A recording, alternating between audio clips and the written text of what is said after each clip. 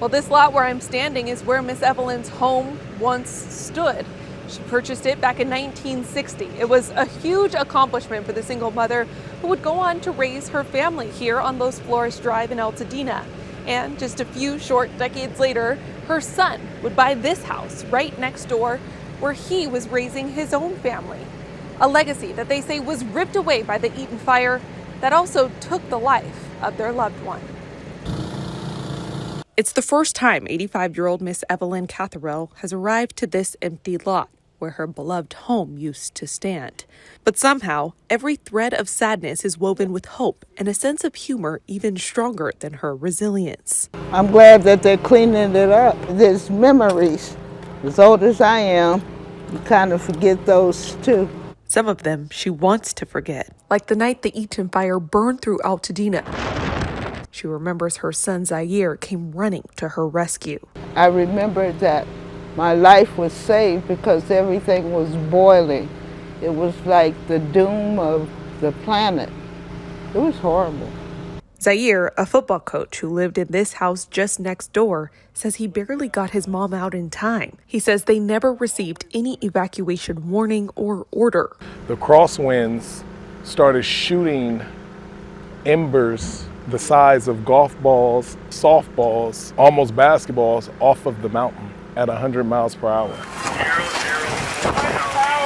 It gave them very little time to escape with the shirts on their backs. Zaire says he didn't know his older sister, Evelyn, was still in the back of the house, and she never did make it out alive. This is the only memory left of her.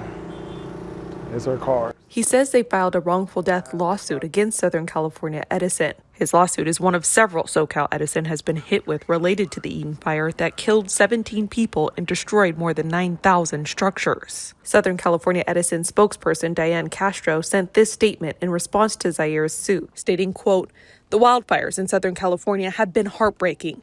We are reviewing the recent lawsuit and will address through the appropriate legal process. We're committed to a thorough and transparent investigation of the Eaton fire and continue to closely coordinate with fire investigators and plaintiffs to understand the potential causes of ignition. We expect the investigation to take 12 to 18 months.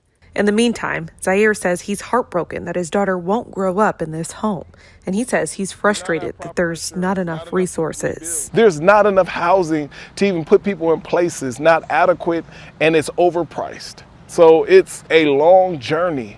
But he says he's pushing past the anger and the pain to carry the weight so his mom can live her final years in peace. I do trust my son. When he said, do this, do that, I try to do that. Except when it comes to desserts.